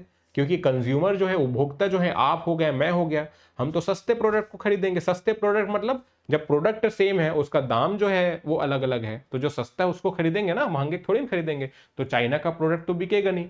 तो बस वही बात है, डब्ल्यूटीओ के मोस्ट फेवर्ड नेशन का सिद्धांत का मतलब यह है कि एक साथी को अगर छूट दी गई है तो सभी डब्ल्यूटीओ सदस्यों को छूट देनी पड़ेगी। अगर आपने कोरिया को 10% का दिया है टैरिफ, तो आपको सब कंट्री को 10% के हिसाब से फिर करना पड़ेगा। ठीक है, ये बेसिकली आपको समझना है। मतलब इसको मैंने एग्जांपल से समझाने की कोशिश की है छूट को, आप उसको एकदम एक्चुअल टैरिफ से रिलेट मत करना, क्योंकि टैरिफ जो लगाया जाता है उसमें कई सारे कंडीशंस होते हैं जिसके बेसिस पर जो टैरिफ है उसको लगाया जाता है। ठीक है, जैसे कि आपको पता है कि अमेरिका के द्वारा भी चाइना पर टैरिफ लगा दिया गया, फिर इंडिया पर लगाया गया, तो ट्रेड वॉर जो चल रहा था बीच में, तो टैरिफ लगाने के पीछे बहुत सारे रीजंस होते हैं, सरकमस्टेंसेस होते हैं, उनको ध्यान में रखते हुए चीजें की जाती है। लेकिन यहाँ पे ये ध्यान में रखेंगे, हाँ, किसी के साथ भेदभाव नहीं कर सकते आप, व्यापार अगर कर रहे हैं तो ये फोकस किया जाता है। ठीक है, चलो 24वां प्रश्न, डब्ल्यूटीओ के राष्ट्रीय उपचार नेशनल ट्रीटमेंट के सिद्धांत का क्या प्रावधान है? अभी मोस्ट फेवर्ड नेशन का सिद्धांत देखा हमने, अब देख रहे हैं नेशनल ट्रीटमेंट। तो इसमें क्या है, विदेशी वस्तुओं पर आयात शुल्क नहीं लग सकता, प्रवेश के बाद विदेशी माल से कोई भेदभाव नहीं होगा, विदेशी कंपनियों को राष्ट्रीय नागरिकता देना या विदेशी माल पर हमेशा कम कर लगाना। इसका जो राइट आंसर है ऑप्शन बी है। एक बार प्रवेश हो जाता है, टैरिफ आपने दे दिया, उसके बाद आपकी एंट्री हो गई किसी कंट्री में, तब विदेशी माल के साथ कोई भेदभाव नहीं होगा। मतलब यही पेन का निर्माण भारत में हुआ, यही पेन जो है बन के आ गया कोरिया से। अब कोरिया से जब पेन आया उसने टैरिफ दे दिया, अब उसके बाद मार्केट में आ गया ना, अब इसके साथ भेदभाव नहीं करना है। तो भारतीय पेन और विदेशी पेन दोनों के साथ अब भेदभाव नहीं होगा, अब नेशनल ट्रीटमेंट, राष्ट्रीय व्यवहार किया जाएगा, वही बात हो रही है। ठीक है, प्रवेश हो गया एक बार विदेशी माल का, तब फिर उसके साथ कोई भेदभाव नहीं किया जाएगा, बाइकआउट करो, ये करो, वो करो, मतलब सरकार नहीं करेगी, जनता कर सकती है, आप और मैं कर सकते हैं, बाइकआउट चाइनीज प्रोडक्ट हम कर सकते हैं, सरकार नहीं कर सकती। ठीक है, चलो अब आज की क्लास में जो लास्ट क्वेश्चन है वो डिस्कस कर रहे हैं हम लोग डब्ल्यूटीओ के बारे में। WTO के कृषि समझौते, एग्रीमेंट ऑन एग्रीकल्चर के 3 स्तंभ, 3 पिलर्स कौन से हैं? ठीक है, सीमा शुल्क, लाइसेंसिंग, कोटा, MFN यानी कि मोस्ट फेवर्ड नेशन शॉर्ट में लिखे है ना, राष्ट्रीय उपचार, पारदर्शिता, हरित बॉक्स, अंबर बॉक्स या लाल बॉक्स, और बी है बाजार पहुंच, घरेलू सहायता, निर्यात सब्सिडी। देखो भैया, WTO के कृषि समझौते के अंतर्गत जो 3 स्तंभ है वो है ऑप्शन नंबर बी, बाजार पहुंच, मतलब बाजार तक पहुंच जो है वो होनी चाहिए। पहली बात तो किसी प्रकार का टैरिफ के कारण से नौटंकी नहीं होना चाहिए, या बेसिकली नॉन टैरिफ अगर कुछ प्रतिबंध लग रहा है वो नहीं होने चाहिए। बाजार तक पहुंच होनी चाहिए, मार्केट एक्सेस होना चाहिए। घरेलू सहायता, ठीक है, बेसिकली अगर बात करें तो सरकार के द्वारा जो सहायता दी जाती है, मतलब पर्टिकुलर अगर सब्सिडी जो वगैरह जो दी जाती है ज़्यादातर, वो बेसिकली यहाँ पर क्या होने चाहिए, यहाँ पर अगर हम बात करें किसानों को दी जाने वाली जो सब्सिडी है, 3 प्रकार से जो आप इसको कैटेगराइज कर सकते हैं, अंबर ब्लॉक्स, ब्लू बॉक्स, और बेसिकली हम बात करें ग्रीन बॉक्स, तो इसको नियंत्रित करना है। ऐसा नहीं है कि मनमाने तरीके से सब्सिडी नहीं देना है सरकार को। और तीसरा है एक्सपोर्ट सब्सिडाइज, कृषि निर्यात पर जो दी जाने वाली जो सब्सिडी है उसको क्या करना है, कम करना है, समाप्त करना है। नहीं तो अगर भारत सरकार कृषि के निर्यात में अगर बहुत ज्यादा सब्सिडी देगी तो भारत के जो अनाज है वो सस्ते मिलेंगे विश्व के अलग अलग देशों में, तो अलग अलग जो कंट्रीज है वो भारत से जो खाद्यान्न है वो ज्यादा खरीदेगा, है ना, तो फायदा किसको हुआ, भारत को हुआ। तो ये तो मतलब WTO के नियम का उल्लंघन हो गया ना। ठीक है, तो सभी को समान अवसर देना है, इस कारण से इसको क्या करना है, नियंत्रित करना है। ठीक, तो ये है इस प्रश्न का right answer, option number B. Okay, चलिए, तो आज की क्लास में ये थे टोटल 25 क्वेश्चंस। आई होप आपको चीजें समझ आई होंगी। कैसा लगा वीडियो कमेंट बॉक्स में जरूर बताएं। 25 प्रश्न है, इसी प्रकार के प्रश्न देखने को मिल सकते हैं पॉलिटिकल साइंस का जो एग्जाम है ना। तो प्रश्न अच्छे लेवल पर मैंने बनाने की कोशिश की है। आपको हो सकता है काफी सारे क्वेश्चन कठिन भी लगे होंगे, लेकिन हमने क्लासेस में जो चीजें कवर की हैं उनके बेसिस पर ही क्वेश्चन को बनाया गया है। और ध्यान में रखना है कि प्रश्न कठिन ही आएंगे एग्जाम में, आसान कुछ देखने को नहीं मिलेगा। मैंने जितने कंटेंट प्रोवाइड करने की कोशिश की है क्लास के माध्यम से, PDF नोट्स जो मैंने आपको प्रोवाइड किए हैं, बार बार उनको रिवाइज करें, है ना। तो ज़्यादा से ज़्यादा अच्छे तरीके से पढ़ाई करेंगे सभी। ज़्यादा समय नहीं बचा है, 4 महीने बचे हैं हार्डली अगर बात करें तो। और इस टाइम पर हमारी क्लास जो चल रही है एप्लीकेशन में, वो तो आपको रिवाइज करते ही चलना है सारी चीज़ों को। और YouTube पर MCQ के माध्यम से मैं प्रश्न जो है इसी प्रकार से आपके लिए लेकर के आता रहूँगा। ठीक है, जो लोग अभी तक तैयारी स्टार्ट नहीं किए हैं, अगर आप कोर्स परचेस करना चाहते हैं साध्य PSC एकेडमी के प्लेटफॉर्म से पॉलिटिकल साइंस की, तो हेल्पलाइन जो नंबर है जो आप इस वीडियो के थंबनेल में देख सकते हैं, वहां पर आप कांटेक्ट कर सकते हैं। अगर मुझसे पर्सनली कोई सवाल है आपके, तो आप इस नंबर पर मुझे कर सकते हैं व्हाट्सअप। क्या नंबर है, 9685569666। इस नंबर पर आप मुझसे पर्सनली कांटेक्ट कर सकते हैं। अगर आपको पॉलिटिकल साइंस स्कूल व्याख्याता से संबंधित कोई सवाल है, कुछ टॉपिक समझ में नहीं आ रहा है, कैसे पढ़ना है, क्या करना है, तो यहाँ पर आप मुझसे कांटेक्ट कर सकते हैं। ठीक है, बाकी कोर्स के लिए अगर बात करें तो एकेडमी का जो हेल्पलाइन नंबर है वहां पर संपर्क कर सकते हैं। फीस आपको देखने को मिलेगा, काफी सारे लोग मुझे मैसेज करते हैं सर फीस क्या है।